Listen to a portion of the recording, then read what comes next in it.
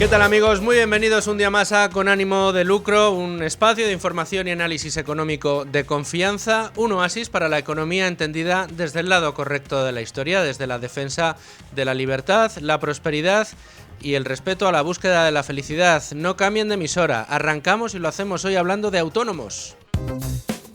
Sí, tenemos que hablar de autónomos, de uno de esos colectivos peor tratados por este gobierno, el de los trabajadores autónomos. Representan a más de 3,5 millones de personas en España, trabajadores cuya situación ha empeorado notablemente desde que Pedro Sánchez ha llegado al gobierno y el que ha sido hasta ahora su ministro de Seguridad Social después de Transición Digital y ahora el gobernador del Banco de España, podríamos decir su gobernador del Banco de España, su de Sánchez, porque debería ser un organismo independiente, que no lo es, porque precisamente han colocado ahí a alguien directamente desde el Consejo de Ministros. Bueno, pues la reforma que puso en marcha el señor Escrivá no tenía otro objetivo que el de recaudar más del colectivo de los autónomos.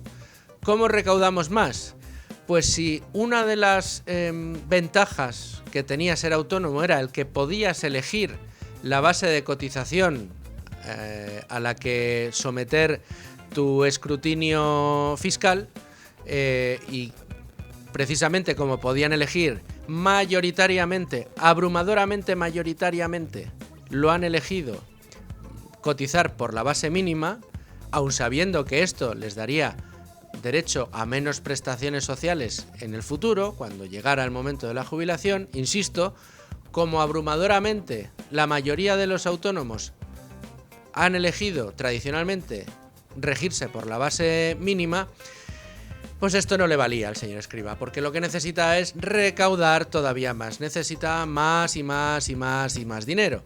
Entonces, ¿qué ha planteado? Bueno, pues con un discurso basado en vamos a hacer esto más justo para que los autónomos puedan tener más prestaciones, vamos a hacer que tengan que cotizar por lo que ingresan, por lo que facturan. Es verdad que hasta 2022 se dijo que se iba a poner en marcha de una manera.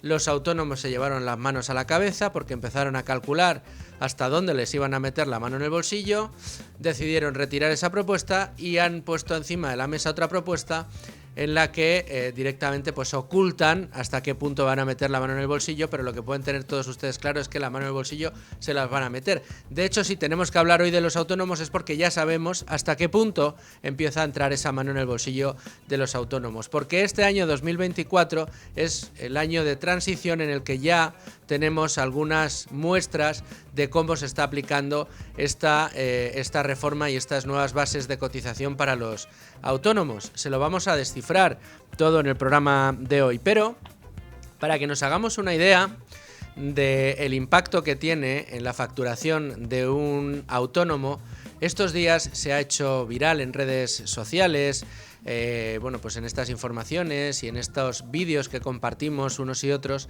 un caso muy concreto y que yo creo que hoy viene muy a colación y que yo quiero compartir con todos ustedes en el editorial de hoy. Se trata de una chica muy joven, que acaba de montar una agencia de creatividad con dos compañeras y que bueno, pues lleva un mes en ejercicio, es decir, lleva un mes siendo autónoma.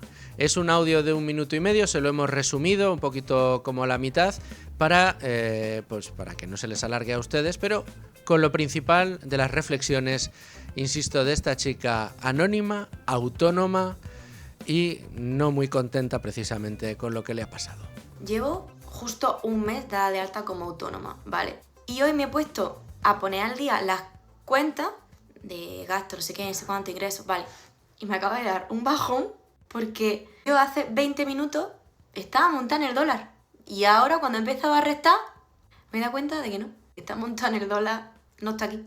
Es que se llevan casi la mitad de mi trabajo, tío. Es que empezando por la cuota de autónomo, ¿te tengo que pagar por trabajar? ¿En qué momento una persona tiene que pagar por trabajar? ¿Cuántas horas de trabajo he echado yo para que se lo lleve otro? Porque claro, si tú me dices que es que esos impuestos se invierten bien, sanidad, educación, carretera, sí, lo que tú quieras. Pero es que no. Es que todos sabemos perfectamente dónde va ese dinero y lo que me da rabia es que ¿qué haces, tío? Si es que no puedes hacer nada, si es que somos todos... somos todos esclavos. ¿Qué le ha pasado a esta chica? Lo que le ha pasado a esta chica es que sufre en carne propia el expolio fiscal al que somete el gobierno de Sánchez a sus trabajadores.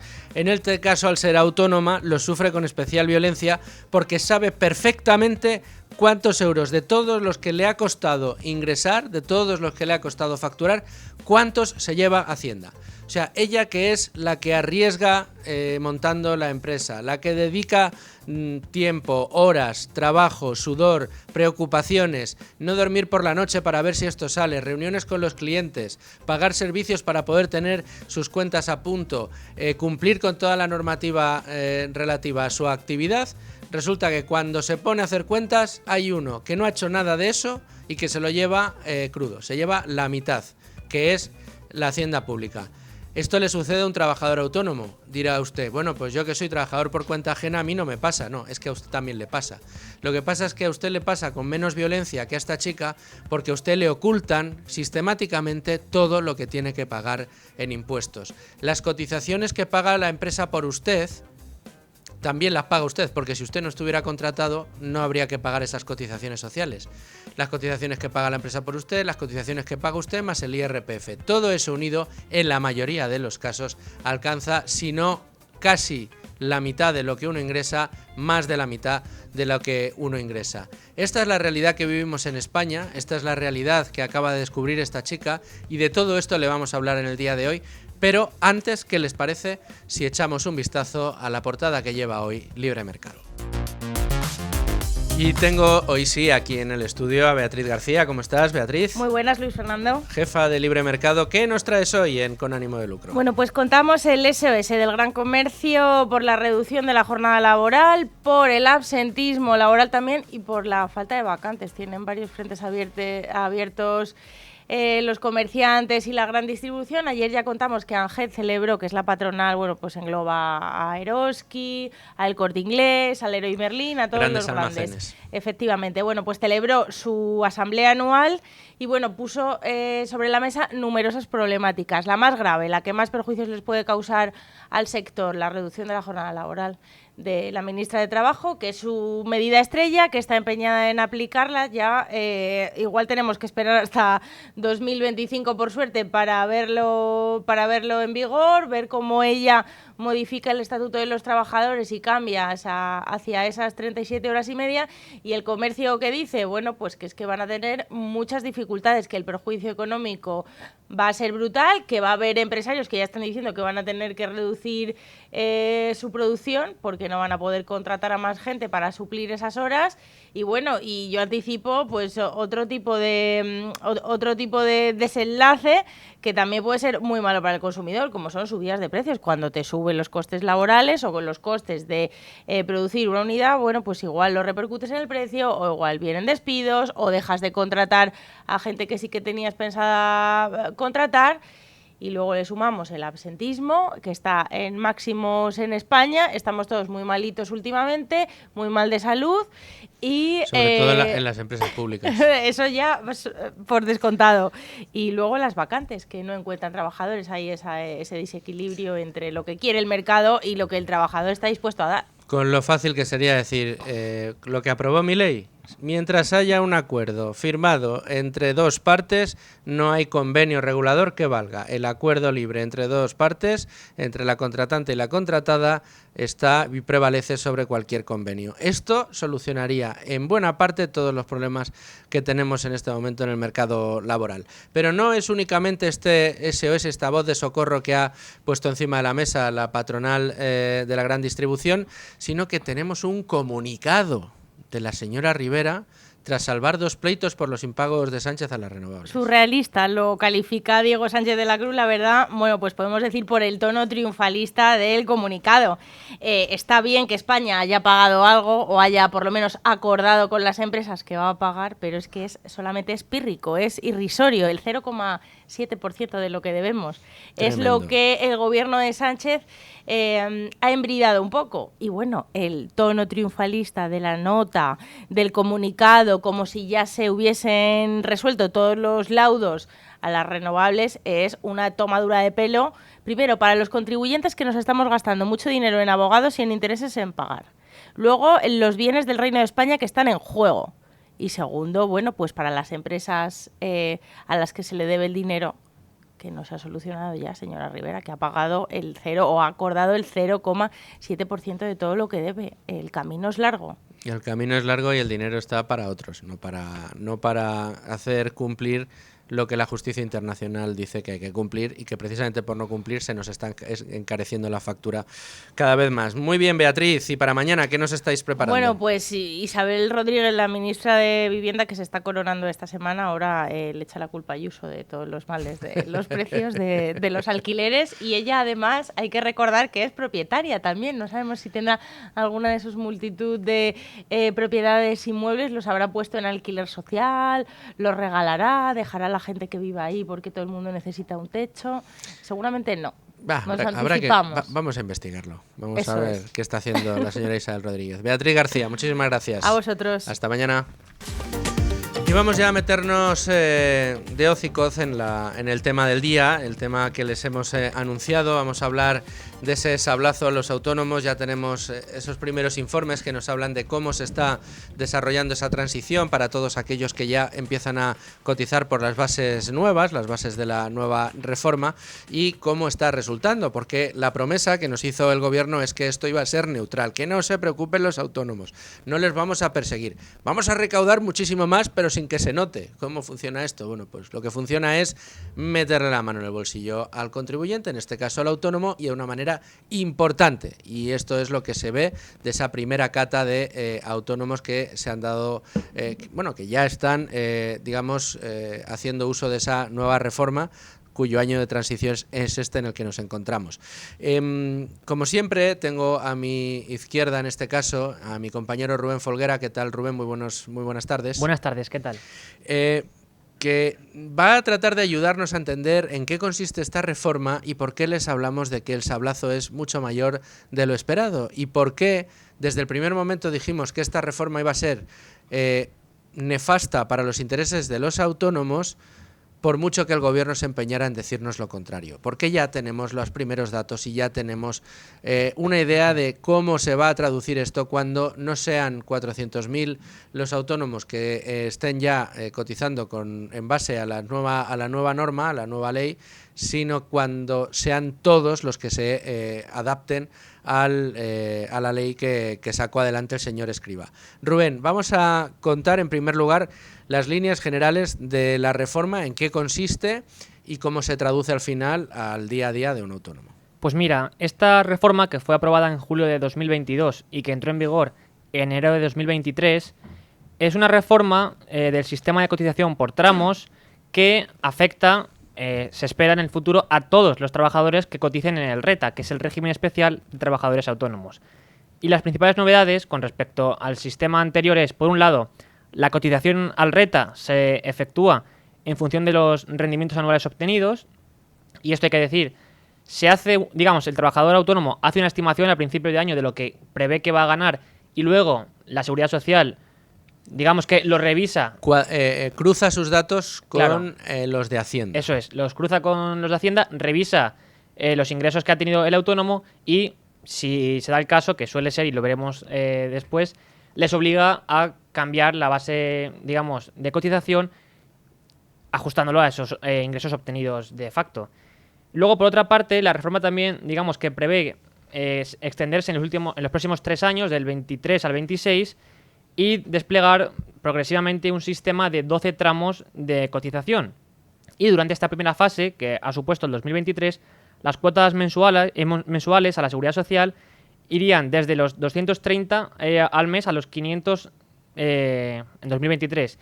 Y luego, por otra parte, de los 200 al mes a los 590 en 2025. Porque, perdón, me he dicho que era durante 3 años. No, estos 3 años son la primera fase, porque es una reforma que, digamos, tiene como horizonte objetivo los 10 años para reformarlo totalmente. Es decir, esto lo que hay que decir es que año a año esas bases van a ir subiendo y las cuotas van a ir subiendo respecto a cada uno de los tramos. Es decir, ahora el tramo máximo son 500, pero en 2024 ya ha subido, en 2025 volverá a subir, etcétera, etcétera. Va a aumentar. Y sí es cierto también que, bueno, se contempla una tarifa plana de 80 euros al mes para aquellos que inicien ese primer año la actividad como autónomos. Y bueno, se plantea la posibilidad, y eso ya está cogido con pinzas, de que se prorrogue esa tarifa plana en el segundo año. Pero eso ya se requiere unas condiciones especiales. ¿Y por qué decíamos que esta reforma que propuso y que llevó a cabo y desarrolló José Luis Escrivá al frente del Ministerio cuando seguía, claro? Pues porque en 2023 estos planes del gobierno han constatado que el objetivo es multiplicar la cuota en realidad para la mayoría de los autónomos. No, como decían, de que afectará solo a unos pocos y que será neutral. Sí, el señor Escrivá siempre decía que era neutra porque lo que iba a subir esa cuota o esa recaudación en aquellos autónomos que más dinero facturaban se neutralizaría con lo que le iba a bajar esa cuota a aquellos que facturaban menos. Pero esto no es así. Pues mira, en 2023 el aumento de la base ha sido aplicado para aquellos que han ingresado más de 1.700 euros al mes, ¿vale? Entonces, entre los 1.700... Para. Vale, o sea, bien. si uno ingresa 1.700 euros al mes, a partir de ingresos de 1.700 euros al mes, no de beneficios, de ingresos de 1.700 euros al mes, a partir de esos ingresos por parte de un autónomo, ya pierde. A partir de los 1.700 ya está aportando más de lo que estaría aportando en el sistema anterior. Por debajo de los 1.700 se corrige, pero las correcciones son de 3-4 euros. Es a lo que íbamos, mira. Los que han cobrado o ingresado entre 1.700 y 1.900 euros al mes, su cuota se ha casi duplicado con respecto al 22, al año anterior.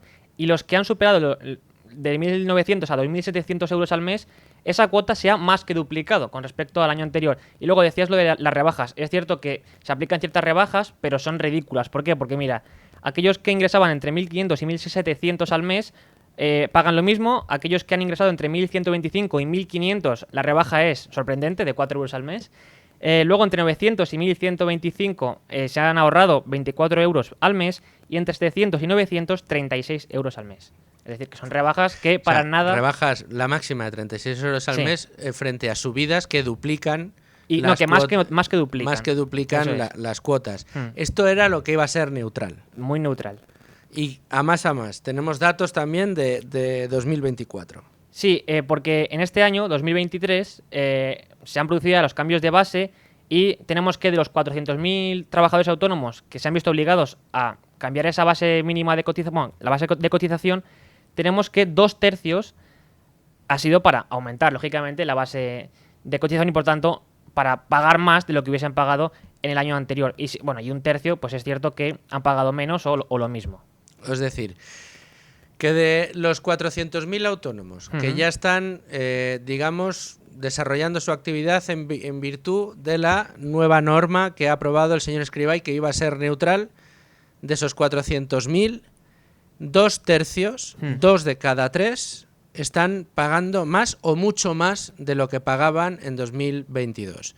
Y 1/3 paga lo mismo que paga en 2022 o menos, un poquitito menos, solamente un poquitito menos. Y esta es la reforma que iba a ser fantástica para todos los autónomos. Pero fíjate que esto, digamos, estos 400.000 autónomos han sido el 10% del total de autónomos que hay. Por tanto, lo que podemos imaginarnos es que cuando poco a poco la reforma se vaya extendiendo a lo largo de la totalidad de autónomos, pues el sablazo va a ser siquiera aún mayor del que ya se está produciendo.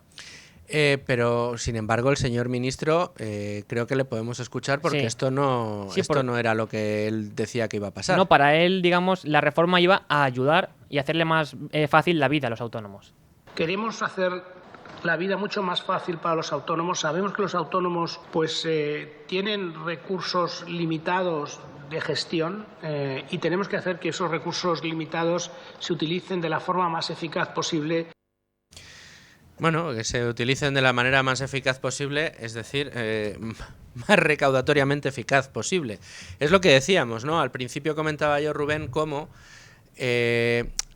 yo he querido traer el caso de esta chica porque, a ver, me ha parecido que se ha hecho muy, muy viral en redes sociales y me parece muy elocuente de lo que sucede en España, ¿no? Como un trabajador por cuenta ajena, como la nómina pues en la mayoría de los casos solo aparece tu bruto, además tu bruto sin contar las cotizaciones que tiene que asumir la empresa por ti, digamos la parte que paga la empresa, porque es un truco además sin demasiado sentido. No, es que esa cotización la paga la empresa, ya, pero es que si no te contrata esa no la pagaría, con lo cual forma parte de tu coste laboral y va al mismo sitio que la que pagas tú, con lo cual si son cotizaciones sociales, que la pague uno u otro va a dar lo mismo. Al mismo tiempo te está aplicando la propia empresa la retención, con lo cual tú a final de mes lo que tienes en el banco es la nómina que te llega el neto, es decir, lo que cobras menos todo lo que ya te han quitado, pero tú no eres consciente ni sufres ese choque de realidad que sufrió esta chica cuando se dio cuenta de todo lo que había ganado, todo el esfuerzo que había tenido que dedicar, el número de horas diarias que había tenido que dedicar para conseguir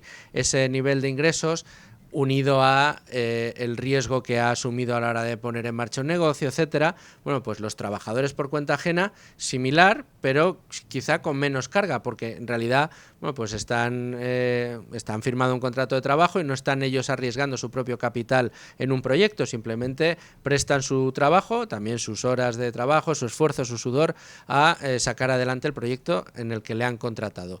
Bueno, pues como no sufre en carne propia el ver en su nómina cómo entra un dinero y se va a la mitad, porque se lo quitan en Hacienda, no somos realmente conscientes de hasta qué punto nos están metiendo la mano en el bolsillo. Claro, con la reforma del señor Escrivá es especialmente sangrante porque este colectivo sí sabe lo que pagaba y sí sabe lo que va a pagar a partir de ahora.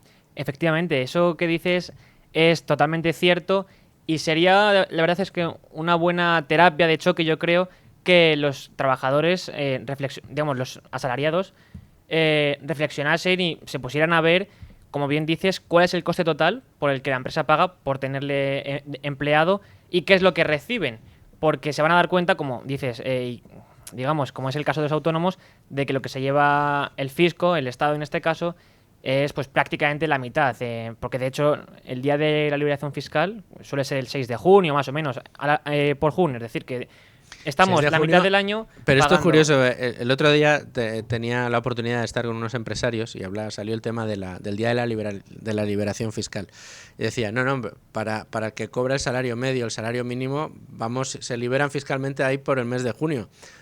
Y decía, nosotros estamos trabajando para el Estado hasta noviembre. O sea, durante enero, febrero, marzo, abril, mayo, junio, julio, agosto, septiembre, octubre, noviembre, todos esos meses, todo lo que has ganado se lo ha llevado el Estado. Y luego el resto te queda para ti. De hecho, antes lo veíamos cuando estábamos analizando los tramos de cotización de autónomos y las bases mínimas y máximas. Veíamos que, por ejemplo, el tramo mínimo llegaba hasta 1.300 y la base máxima era 1.300 precisamente. Por tanto, que no sé qué es lo que pretende el Estado, Hacienda o la Seguridad Social o quien sea, la señora María de Jesús Montero, lógicamente, y el Gobierno, que al final lo que quieren es tenerlos. Lo que no se atrevía a lo mejor a decir en el audio la chica, que es esclavizarnos. Sí, bueno, claro, ¿puedes, Amalio, ponernos el final del corte de esta chica, el corte que se ha hecho viral, donde se calla, se muerde la lengua y no dice lo que realmente piensa? Pero no está el final, la parte. Carretera, sí, lo que tú quieras. Pero es que no, es que todos sabemos perfectamente dónde va ese dinero y lo que me da rabia es que, ¿qué haces, tío? Si es que no puedes hacer nada, si es que somos todos... Uf. Somos todos, qué rabia, no puedes hacer nada. Ese es el choque de realidad que sufre esta chica con la que empatizamos también nosotros. Mira, Rubén, quédate porque ¿qué te parece si añadimos a la mesa de debate a nuestro analista de cabecera del día, que es el profesor de la Universidad de Málaga y miembro de LWS Academy, Che Cabello? ¿Cómo estás, profesor?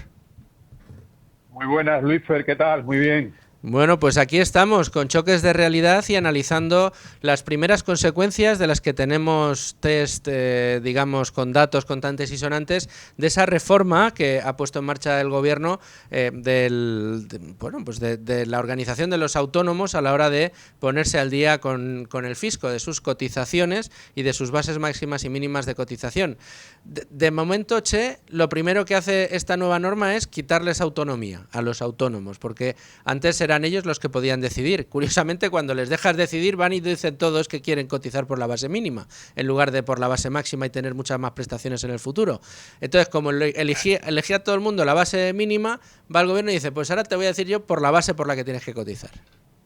Exacto. Esa es la primera derivada que podemos realizar. De esto os he estado oyendo y es muy interesante y se pueden sacar muchas conclusiones de este tema. Es un tema muy interesante. Y esa primera que tú propones es básica. Es decir, lo primero, quitar libertad. Es decir, obligas a hacer, digamos, un aporte a la seguridad social que antes no estaba obligado. De tal manera que lo que hace es, aunque parezca más justo, porque lo que está es igualando a los trabajadores por cuenta ajena, en realidad está igualándolo, pero por la parte negativa. Exacto. A mí lo que me gustaría es que los que trabajamos por cuenta ajena pudiéramos hacer lo que hacían los autónomos antes, es decir, un mínimo, y a partir de ahí, si tú quieres, aporta, y si no quieres, tú te buscas la vida, que probablemente lo vaya a hacer mucho mejor que lo que hace el Estado. Entonces, yo igualaría, a mí me parece bien que se iguale, pero igualándonos todos como lo hacen los autónomos. Esa sería la primera derivada. Y te digo una cosa, la segunda derivada es, ojo, que esto es muy parecido a lo que tenemos los funcionarios con Muface, donde se demuestra que al final el 90% elegimos la sanidad privada, ¿vale? ¿Y qué están intentando hacer? Igualar, ¿cómo? Quitándole esa posibilidad al funcionario en vez de decirle a todos los trabajadores, oye, tenéis esta posibilidad, vosotros elegís. Eso sería lo bueno. Eso sería lo bueno. O sea, pues es muy, muy, muy parecido a lo que estamos haciendo con esto. Es igualar en libertades o igualar en yugo. Pues en este caso en yugo. O sea, los funcionarios podíais elegir, ahora ya, en lugar de igualar y que todos los asalariados podamos decidir esa cuota que pagamos, si va a la seguridad social o va a la sanidad privada. Y que, de hecho, el colectivo de los funcionarios, al final, por persona salía más barato que la seguridad social, salía bastante más barato.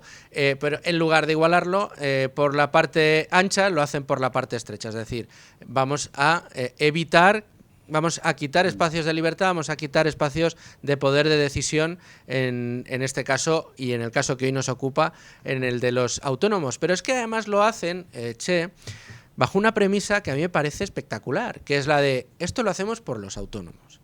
Esto lo hacemos para que sea algo más justo. Y además, que no se preocupe nadie, porque además va a ser neutral, porque claro, habrá autónomos que facturen menos y entonces tendrán que cotizar por menos, su base bajará, y habrá autónomos que coticen mucho, a los que sí que les vamos a cobrar más, pero se va a ir lo comido por lo servido. Claro, cuando tú revisas las tablas, y te das cuenta que la rebaja máxima, como nos decía Rubén, era de 34 euros al mes y casi que el aumento mínimo es prácticamente del doble de la cuota que se estaba pagando, claro, a partir de ahí decimos neutro, igual el detergente que utilizas en la lavadora, pero nada más.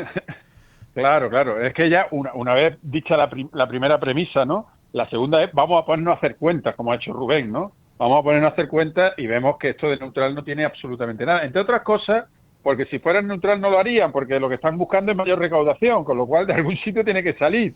Y lo que le rebaja tiene que ser menor a lo que vaya a aumentar, eso está clarísimo. Pero es que además se hace sobre los ingresos, que es algo que tampoco tiene sentido. Es decir, tú puedes ser un autónomo con muchos ingresos y pocos beneficios.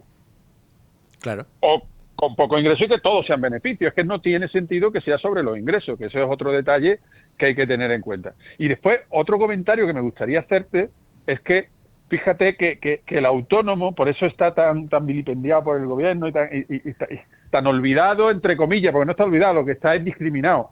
El autónomo es el más parecido a la persona que sabe lo que le cuesta el Estado. ¿Por qué? Porque los que trabajamos por cuenta ajena, cuando nos llega la nómina, ya nos han descontado, ya nos han quitado la seguridad social de la empresa. Tampoco vemos la seguridad social que pagamos directamente nosotros pagamos todo, ¿no? Pero directamente nosotros, el IRPF, con lo cual, cuando tú le preguntas a alguien, ¿tú qué ganas? El sueldo neto, es lo que te dice. No, tú ganas mucho más.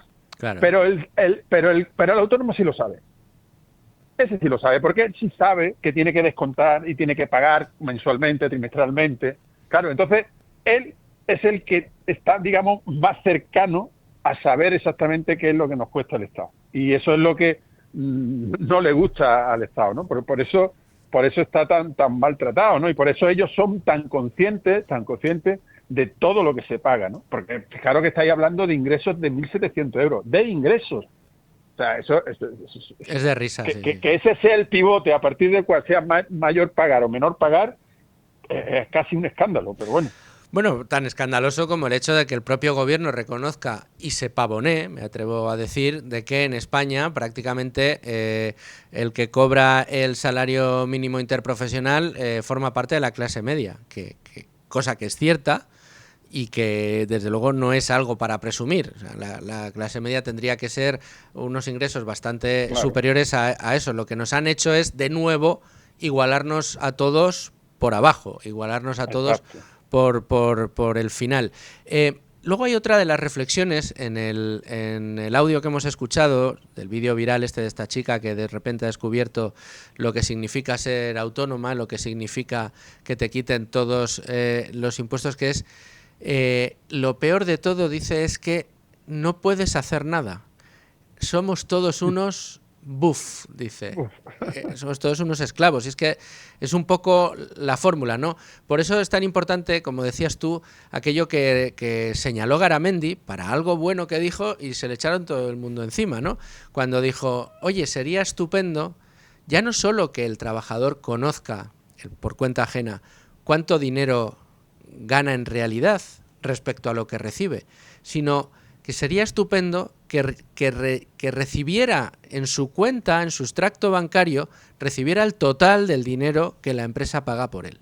Y al día siguiente viniera, ni siquiera tuviera que hacer el ingreso, como lo tiene que hacer al final el autónomo, sino que viniera a Hacienda y se lo quitara, le quitara la mitad de ese dinero, más de la mitad en muchos casos y un poquito menos de la mitad en algunos otros. Pero ese día sería una revolución lo que tendríamos en España.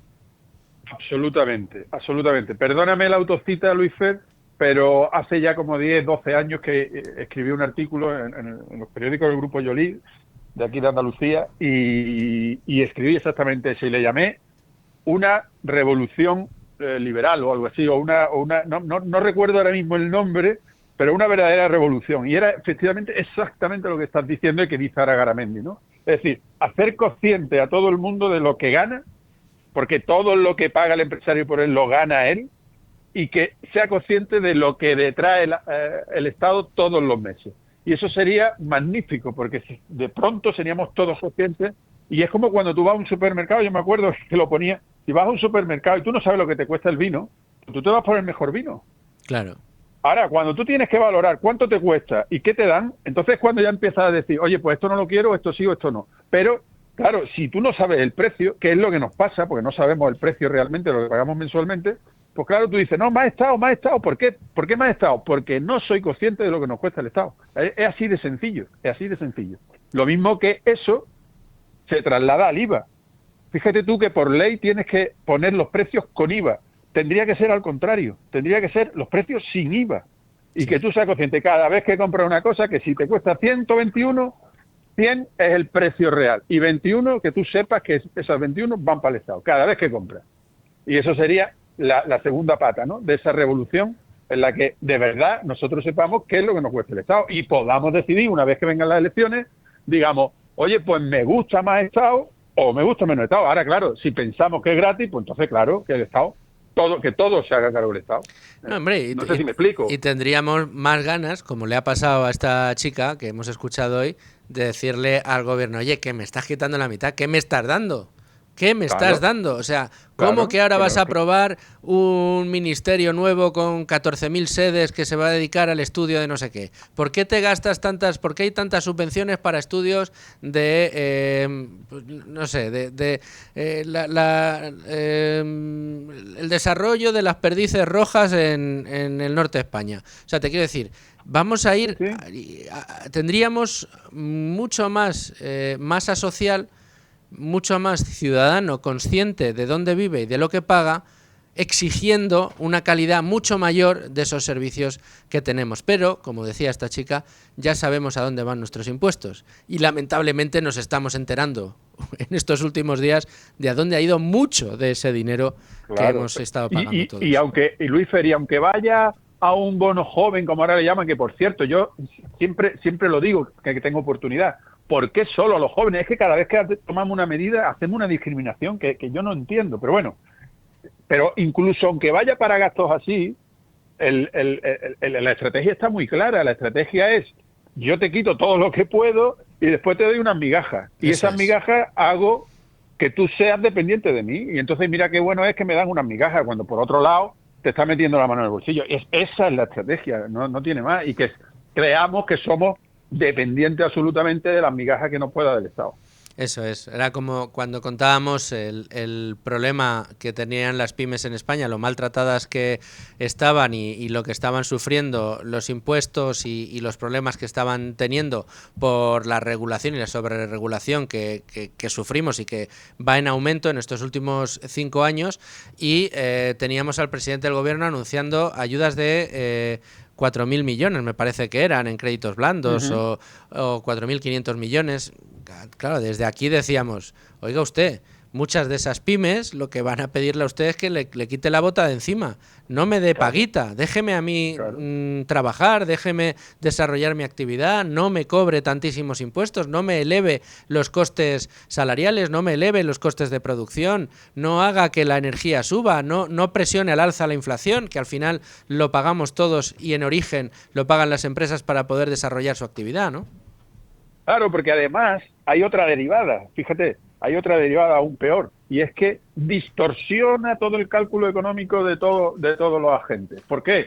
Porque él no tiene, él me refiero al Estado, no tiene por qué decidir dónde quiero gastar, dónde no quiero gastar. Los agentes son mucho más inteligentes colectivamente hablando, en el mercado, sabiendo en qué pueden, en qué no pueden, en qué deben, en qué no pueden invertir, gastar, etcétera, que no dirigiéndolo desde un ordenador central que se supone que sabe más que los demás, que no es así, y que al final lo que hace es distorsionar ese cálculo económico. Por lo tanto, probablemente o seguramente estamos invirtiendo quizá en sectores que no sean tan productivos, quizá en inversiones que no sean tan productivas, etcétera, etcétera, porque lo han decidido ellos, porque ellos son los que deciden tú sí, tú no, o tú medio pensionista, ¿no? Che Cabello, profesor de la Universidad de Málaga y miembro de la comunidad inversora y la academia LWS, te agradezco muchísimo que hayas estado con nosotros un día más aquí en Con Ánimo de Lucro. Gracias a ti, Luis Fer. Un abrazo.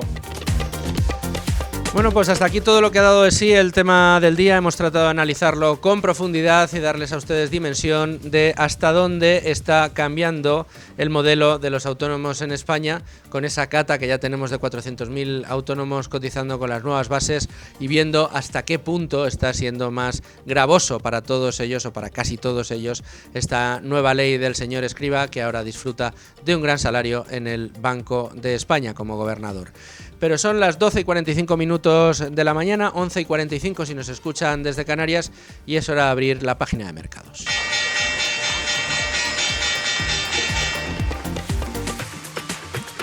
Página de mercados que comenzamos viendo cómo ha pasado el Rubicón de la media sesión, el IBEX 35. En este caso cotiza en este momento unas décimas en rojo, solamente unas décimas en rojo, está prácticamente plano en 11.923 puntos. Tiene a tiro los 12.000, vamos a ver si pues decide atacar ese nivel, alentado un poco por la esperanza o casi la certeza que tiene el mercado de que mañana el Banco Central Europeo va a decidir bajar, esperan, 25 puntos básicos, un 0,25% los tipos de interés.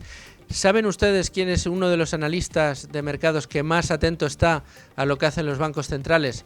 Y entre otras cosas, porque eso que están haciendo los bancos centrales no hacen más que alentar, por ejemplo, la inflación y que alentar, por ejemplo, el sobreendeudamiento de los estados desarrollados, como es Estados Unidos y los países europeos.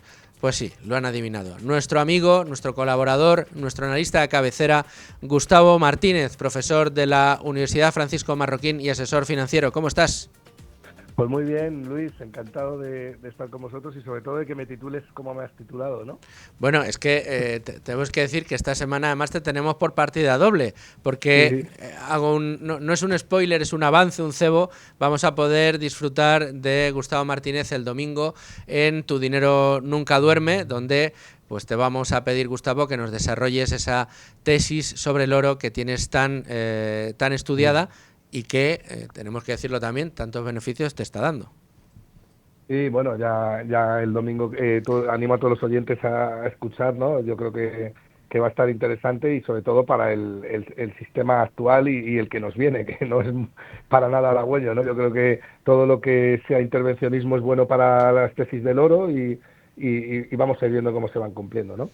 Eso es. Pero bueno, hoy vamos a analizar, Gustavo, la tesis del oro. Todos aquellos que quieran saber algo más del oro, que quieran profundizar en el oro, bueno, aparte de cursos que ya les iremos anunciando, este domingo en Tu Dinero Nunca Duerme con Gustavo Martínez, por favor, no se lo pierdan, en un programa especial en el que también hablaremos de renta fija. Pero lo que tenemos ahora encima de la mesa, Gustavo, es todos los titulares. Si abres prensa especializada digital en este momento, Bolsamanía, Bloomberg, Investing, todos los diarios de información bursátil tienen casi todos una foto de Christine Lagarde y esa previsión de bajada de tipos de interés que probablemente va a tomar esta decisión el Banco Central Europeo mañana. Se habla de 0,25% y acompaña, esto hay que decirlo, que el IPC se ha moderado de nuevo en el último mes. En Reino Unido lo ha hecho especialmente, también en España, y esto alienta a los bancos centrales a poder tomarse la licencia de seguir bajando tipos. Sí, pero Luis, no hay que olvidar que la inflación es acumulada. Entonces, la pérdida del poder adquisitivo en los últimos 5 años es bárbara, ¿no? Y sigue dándose. Es cierto que por ejemplo, el dato de IPC mensual en España, por el efecto estacional, pues ya ha entrado en terreno de deflación, ¿no? Con una caída del 0,6%. Mensual, sí.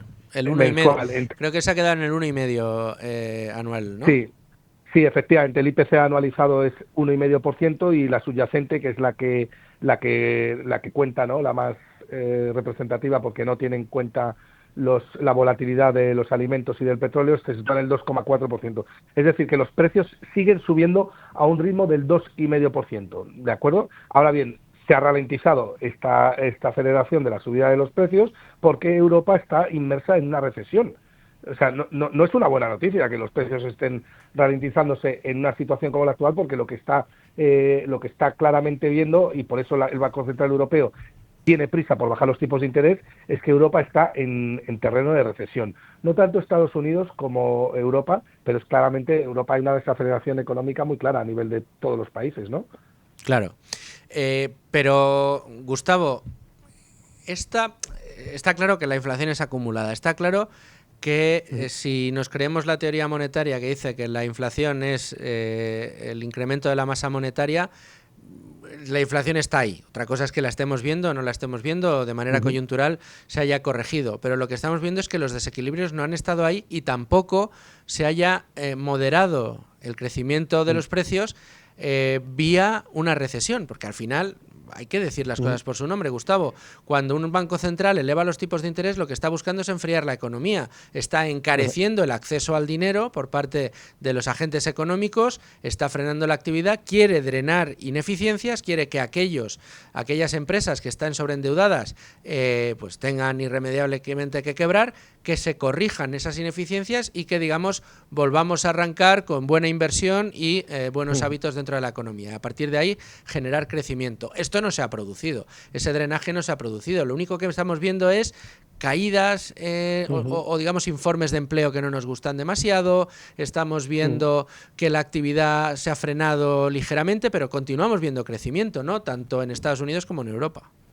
Bueno, en Estados Unidos sí, podemos decir que continuamos viendo crecimiento, aunque un crecimiento más lento, lo cual si lo sumas a potenciales o ciertos repuntes de la inflación, como han sido los últimos, porque en Estados Unidos sí que hemos tenido un repunte de la inflación subyacente intermensual. Si a eso le añades una ralentización del crecimiento, estamos en un escenario de esta inflación, que es lo que están descontando muchísimos buenos analistas y muchos CEOs en Estados Unidos ya, y que es lo que está descontando otros activos como el oro, ¿no? Que la probabilidad de estanflación cada vez es más alta, y la estanflación es el escenario más dañino que existe, porque tiene el peor de la deflación y el peor de la inflación, y ahí sí que nos metemos en un buen lío. Lo cierto es que Europa y el Banco Central Europeo mañana tiene previsto efectivamente bajar el tipo de facilidad de depósito, que marca los tipos de interés, y dejarlo en el 3,25.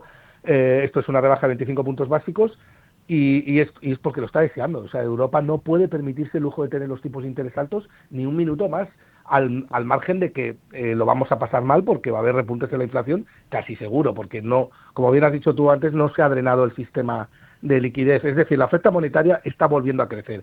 Si te coges un gráfico de la M2 en dólares de Estados Unidos, que es el agregado monetario que tiene en cuenta tanto el efectivo como los depósitos, que son los responsables en última instancia de toda la cantidad de dólares que hay en circulación en la economía, estamos viendo que está volviendo a repuntar. Esto es súper preocupante, porque Estados Unidos, aun teniendo los tipos de interés al 5,5%, y hablo de Estados Unidos porque es la referencia mundial a nivel de masa monetaria, ha tenido los tipos de interés 18 meses al 5,5%, y aún así no ha sido capaz de drenar de liquidez el sistema, ¿no? O sea, es clarísimo que nos vamos a un escenario donde la inflación va a seguir o va a ser el protagonista en los próximos años, aunque ahora obviamente tengamos un periodo de desaceleración, que se rebajen los tipos, pero el mercado no se cree en absoluto que esto vaya a pasar. Por eso los índices están en máximos históricos, por eso la vivienda está en máximos históricos, y por eso el oro está en máximos históricos, porque tienes que protegerte contra esa devaluación continua de la moneda fiat. Nadie se cree que los bancos centrales vayan a revalorizar sus pasivos financieros. Eso es algo que es impensable en cualquier cabeza que sea sensata, ¿no? No, porque además se juntan dos fenómenos que son hambre y ganas de comer, como a mí me gusta decir, que es unos estados hiperendeudados, y todos sabemos a quiénes son a los únicos a los que les viene bien que la inflación crezca, y es a aquellos que tienen que pagar deudas, porque esas deudas se ven mermadas en la medida en que la inflación sube. Con lo cual, los estados en este momento, que tienen evidentemente una influencia enorme sobre los bancos centrales, son los más contentos con que se cree un caldo de cultivo favorable a la inflación. Pero es que esto, Luis, que tú estás diciendo es fundamental que la gente lo entienda. Los bancos centrales están cortos de dinero, es decir, ellos ganan si el dinero cae de valor. El que está largo es el que cree en ellos, el que cree que puede tener moneda fiat o pasivos emitidos por los bancos centrales porque tienen el respaldo estatal. Él está apostando a que sube. Entonces es el ahorrador el que tiene que deshacerse de estas posiciones, y lo está haciendo, claro, y se está yendo a otros activos que conservan mejor el patrimonio a lo largo del tiempo, ¿no? Entonces, ¿cómo vas a luchar contra los estados y contra los bancos centrales si ellos son los monopolistas de la moneda fiat? Y además que te van a poner palos en la rueda. Mira, hoy ha salido una noticia que dice que Italia va a subir un impuesto en las ganancias del capital de Bitcoin del 26 al 42%, prácticamente casi doblando. Es decir, si tú compras Bitcoin a $50.000 y lo vendes a 60.000, le tienes que dar prácticamente la mitad de tus beneficios al Estado. ¿Para qué? Pues para proteger esa huida masiva que está habiendo la moneda fiat con respecto a otros activos, y que eso en última instancia lo que va a seguir produciendo es inflación, porque la inflación al final es la no demanda de la moneda fiat, es decir, cuando los agentes económicos dejan de mantener en sus saldos de tesorería esa moneda fiat porque no se fían. Y lo podemos ver en Argentina, en Venezuela, ¿no? Y eso, Europa tiene un problema a largo plazo, vamos, si el que crea que va a sobrevivir, claro, que no es mi caso, ¿no? Yo no creo que Europa sobreviva, ¿no? Gustavo, cambiando un poco de tema, pero también al mismo tiempo, porque evidentemente una de las consecuencias que tiene, u otra de las consecuencias que tiene un entorno de tipos bajos o de tipos bajando, es que esas tendencias que se han alimentado de los ríos de liquidez que han drenado todo el mercado durante estos últimos años han sido las famosas empresas growth, y dentro de las growth las tecnológicas, que han sido las grandes beneficiadas. De hecho, cuando se produce el shock de liquidez, las que caen en 2022 un 40% son precisamente estas tecnológicas. Pero de repente de nuevo volvió la IA, empezamos a crecer, a creer en que la tecnología seguía siendo una temática en necesaria en las carteras de medio mundo, y aquello se disparó. Y se disparó teniendo un campeón evidente, que es Nvidia. Y lo que hemos sufrido en el día de ayer fue pues una serie de malas noticias por parte de algunas de estas compañías, y han lastrado prácticamente a todo el sector. De hecho, hay quien se ha llevado las manos a la cabeza porque Nvidia ayer se dejaba un 5% después de que ASML publicara, otra de las empresas de semiconductores, publicara un profit warning. Vamos a recordar lo que es un anuncio a inversores de que las expectativas de beneficio que tenían para este año no se van a cumplir y las tienen que cambiar a la baja, las tienen que modificar. Esto suele traer consigo una catarata de ventas, de pérdidas, de números rojos, y alcanzaron también a Nvidia. Sin embargo, claro, todo se está poniendo propicio para este sector, porque de nuevo la clave es la liquidez, de nuevo son tipos bajos, de nuevo es darle una patada adelante a la bola. Sí, pero fíjate que hay una divergencia clarísima en el mercado. Es cierto lo que dices, la duración, los activos de mayor duración, que son los más sensibles a los tipos de interés, por tanto son los más beneficiados, cuando estos caen, pues están otra vez cotizando como si Europa fuera a hacer quantitative easing inmediatas y fuera a rebajar los tipos de interés al 0%. Pero ¿quién te está diciendo que eso es mentira? Que eso no va a pasar. Pues la renta fija. Tienes la tasa libre de riesgo, que ha repuntado en los últimos días, y el bono americano a 10 años está por encima del 4%. Con los tipos cayendo, la Reserva Federal rebajando los tipos y el mercado subiéndolos. Claro. Estamos hablando de los operadores de mercado que más aversos al riesgo, que más cuidado tienen y que además analizan muy bien los datos macroeconómicos. Te están diciendo que a 10 años nos vamos al 4%. Los índices te están diciendo que no, que nos vamos al 2 y pico. Por supuesto, hay una divergencia clarísima para mí en favor de la renta fija y que el mercado no está teniendo en cuenta, y por eso cada vez está más caro, ¿no? Y eso lo vamos a ver en forma de ajustes en los próximos, no sé si meses o un año o dos, porque ya sabes que el mercado se puede permanecer irracional más tiempo del tamaño de tus bolsillos, pero más tarde o más temprano lo vamos a ver. Los índices están caros y están sobrecomprados por culpa de toda esta expansión monetaria que el mercado no ha sido, o mejor dicho, los bancos centrales no han sido capaces de drenar, ¿no? Bueno, vamos a ver cuánto tiempo continúan al alza, vamos a ver cuánto tiempo dura la alegría de esa previsible rebaja de tipos que vamos a ver la semana que viene, no, vamos a ver mañana, muy probablemente. No me gusta tirarte demasiado la lengua, Gustavo, en estos temas, pero ¿algún pronóstico para el oro o lo dejamos para otro día? Sacamos la bola de cristal otro día. No, el oro va a seguir subiendo. Ahí no es que, bueno, que está máximos históricos. ¿Tú crees que va a seguir? Sí, el oro va a seguir subiendo. Bueno, pues nada, ahí tenemos la apuesta de Gustavo y aquí la iremos analizando semana a semana. Gustavo, te agradezco muchísimo que hayas estado con nosotros de nuevo en Con Ánimo de Lucro. Gracias a vosotros, Luis. Un abrazo.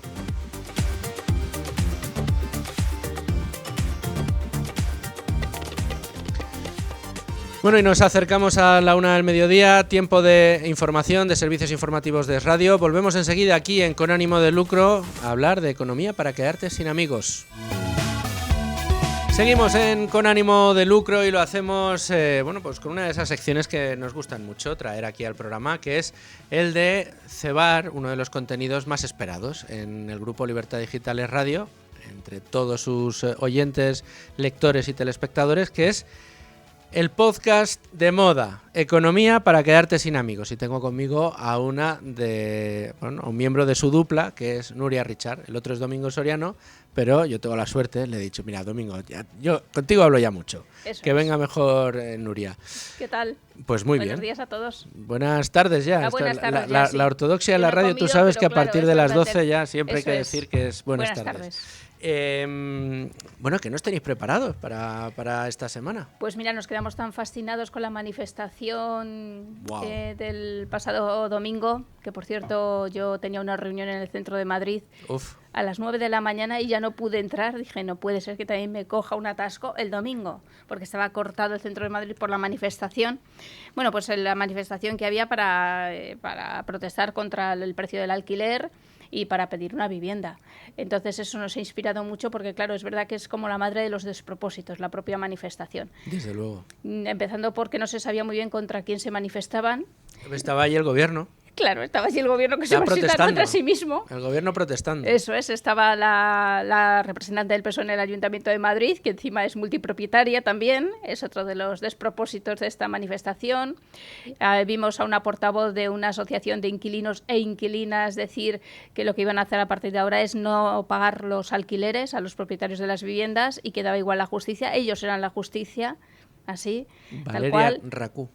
Puede ser que yo he borrado ese nombre de mi mente, estaba muy indignada. Bueno, vimos a gente que realmente, pues que piensa que la vivienda es un derecho y además ese derecho se lo tengo que dar yo, pues de mis impuestos y con mi propio esfuerzo.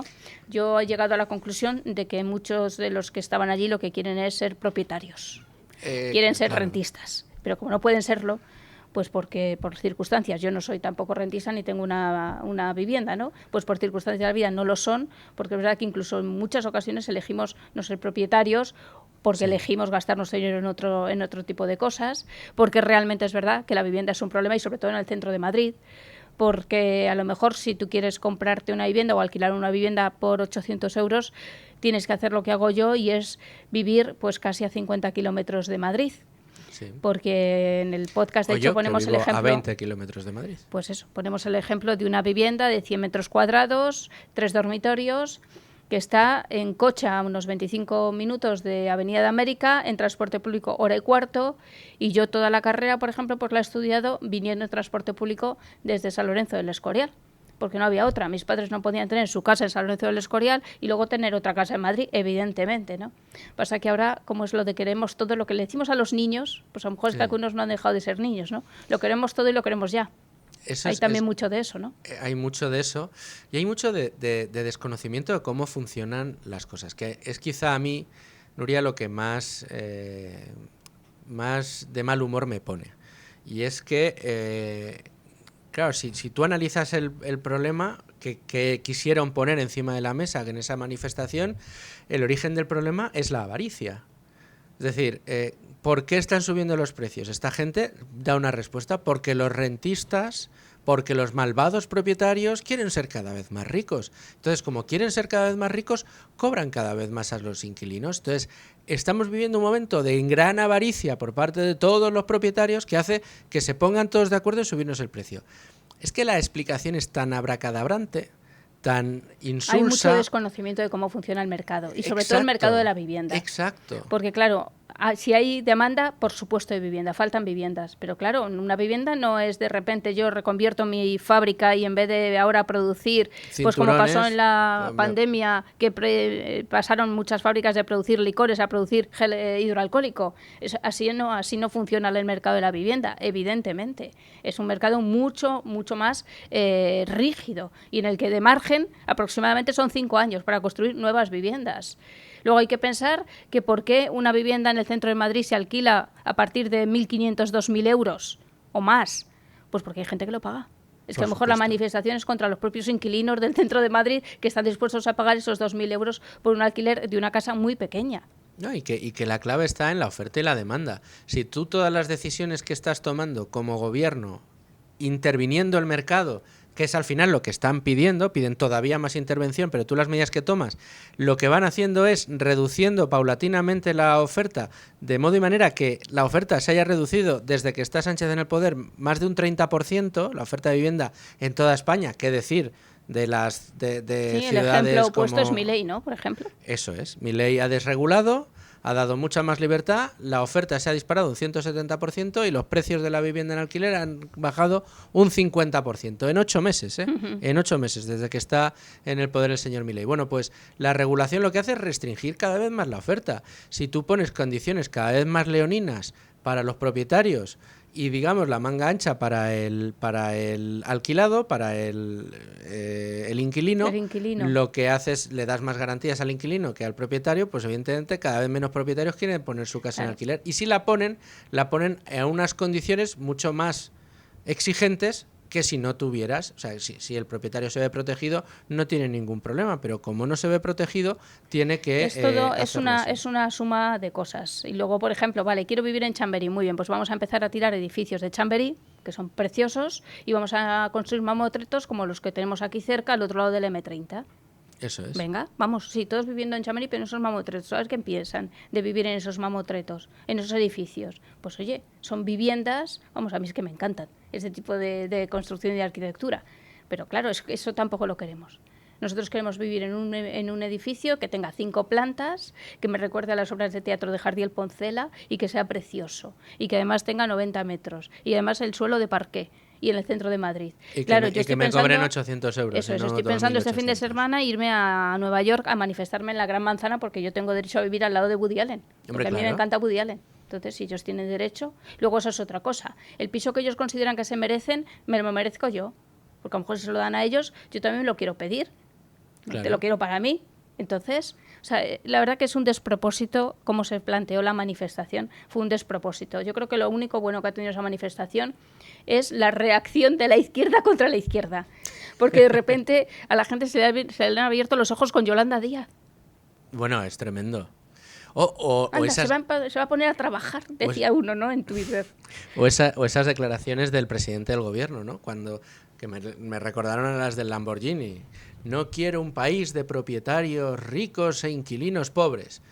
Que mi primera reflexión es, si los inquilinos están pagando de media 2.000 euros al mes por un alquiler... Muy pobres no serán, muy pobres no son, ya tienen que ganar más de 2.000. O si pagan 1.000, que es la media, lo que se paga, bueno, lo mínimo que se paga en Madrid por un alquiler, pues ya tiene que estar ganando por lo menos 2.000, ¿no? Claro. Para poder pagar esos alquileres. Y luego que no nos cansamos de decir, y es que, claro, los padres de muchos de los que estaban en esa manifestación, pues seguramente empezaron su vida en Leganés, en Alcorcón, en Móstoles, Getafe, Parla, Fuenlabrada, en ciudades dormitorios. Sí. Y si todavía nos vamos para atrás, pues hubo un momento que es verdad que Arturo Soria eran las afueras de Madrid, quiero decir.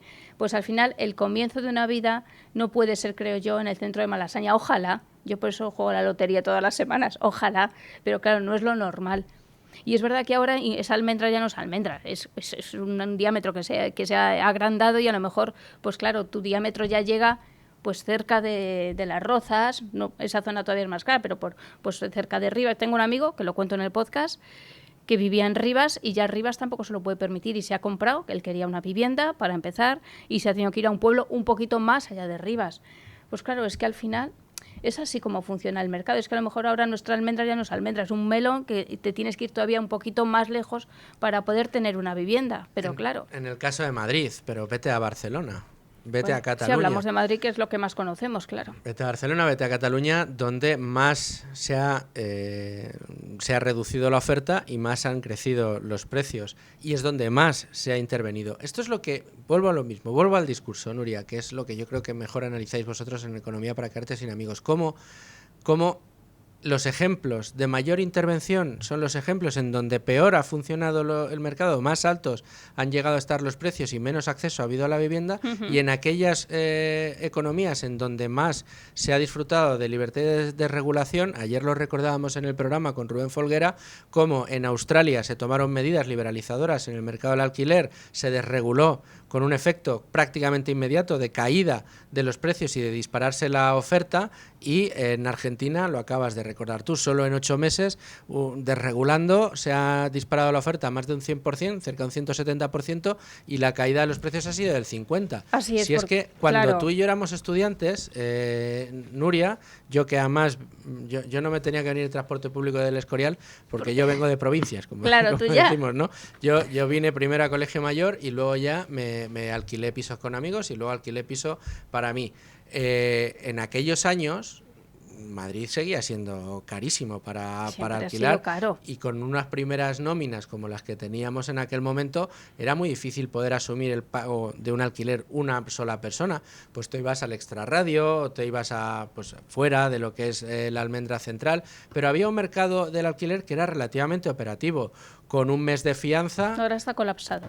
Con un mes de fianza y con un acuerdo verbal puesto después por escrito con el propietario, podías alquilarte una vivienda y no necesitabas recorrerte 14 ni tener que dar una señal por teléfono en un Bizum, que entonces no existían, para poder señalizar una casa. No era lo que es ahora. Ahora está disparado, ¿por qué? Porque de nuevo el intervencionismo ha hecho que la oferta se reduzca de una manera brutal. Está claro que no sé si son 400.000 las viviendas que están cerradas. o desocupadas en España, ¿no? Que no quieren, que el propietario no quiere alquilarlas, pues yo creo que una de las razones precisamente es lo que tú apuntas, ¿no? Evidentemente, claro. Hay gente que no quiere alquilar su vivienda porque piensa que le va a perjudicar más que ganarse, fíjate tú, una renta cada mes fija. Con lo cómodo que es eso. Yo es que me gustaría ser rentista. Y luego, por cierto, también la hipocresía de, claro, ir contra los apartamentos turísticos, pero yo cuando me voy de vacaciones a Ámsterdam me voy a un apartamento turístico. Ah, bueno, sí. Claro, es que es todo un poco... No, esa es otra piedra de toque. Mira, muy loco nos todo. Estamos quedando sin tiempo y no lo hemos hablado, pero me imagino que lo trataréis ampliamente en el podcast. Cómo el discurso ha virado a buscar culpables, ¿no? Sí, es decir, como siempre. Señalamos el problema, la solución evidente, regular más, ¿no? Es lo que nos dice la izquierda, hay que regular más. Y que tenemos un enemigo, que es el alquiler turístico. No, hombre, pero si es el poco resquicio que tú has dejado para que el propietario tenga algo de libertad de lo que hacer con su vivienda, es el alquiler turístico, pues también lo quieres regular, ¿no? Sí, al final lo que proponen casi es la expropiación, que yo pienso, pues también la de tus padres, porque claro, muchos de estos manifestantes, seguramente sus padres, que había otra cultura hace unos años, sí que tengan su propia vivienda que ellos heredarán. ¿También te la van a quitar cuando tú la heredes? Para que otro que vaya a estar en la manifestación de dentro de 20 años se la podamos dar a ese, porque tú lo digas. Claro. Tú vas a ser un futuro propietario de seguramente una vivienda heredada, porque eso pasa con nuestras generaciones al final. Y el discurso que se esconde debajo de todo esto, de toda esta dialéctica y de toda esta regulación que se busca, que no es otro que hacer políticas sociales con la propiedad del otro. Es decir, si el que tiene que hacer políticas sociales, que es el gobierno, no toma las decisiones por sí mismo y lo que hace es expropiarte a ti la vivienda, dejando a un inquiocupa o a un ocupa en tu vivienda durante 5 años, te está obligando a ti a poner tu propiedad al servicio de un supuesto bien social, de una demanda social. A mí es que lo de la política social me indigna mucho porque he conocido casos muy cercanos en los que cuando era necesaria una ayuda no venía y no ha llegado. Y se han tenido que buscar las castañas donde fuera. Y a punto de dormir en la calle, pues una madre con 2 niñas, etcétera. Bueno, casos pues muy dramáticos, pero que para esos no están. Para esos no están ni siquiera la ayuda social. Donde sí que están es en Economía para quedarte sin amigos, las buenas ideas y los análisis en profundidad. Hay que pasar un buen rato también. Sí, vamos a ver, ¿para cuándo hay que buscar pues Economía para quedarte sin amigos? Pues en Es Radio, se emitirá este domingo a la 1 de la madrugada, ese es nuestro horario, y luego se subirá a las plataformas, se publica los sábados. Bueno, pues ahí estaremos, muy pendientes. Muchas gracias, Nuria. Gracias a ti. Hasta la semana que viene. Aquí en Con Ánimo de Lucro, que lo que queremos es más Lamborghinis, no menos, que haya cada vez gente más rica, y para eso damos no consejos, sino anticonsejos, que es aquello que no debes hacer para que te vayan bien las cosas. Y cada semana nos los acerca desde Trade Republic su country manager para España, Antón Diez-Tubet. ¿Cómo estás, Antón? Muy bien, muchas gracias, Luis Fer. No, gracias a ti, como siempre te digo, por traernos una sección que cada día gusta más. Hemos estado dando consejos relativos, mejor dicho, anticonsejos relativos a la inversión, y hoy toca uno, pero desde el punto de vista de la macroeconómico, de los que nos afectan absolutamente a todos, invirtamos o no. Sí, hoy venimos a hablar de que no hay soluciones fáciles para temas complejos, en este caso la intervención gubernamental a los precios, ¿no?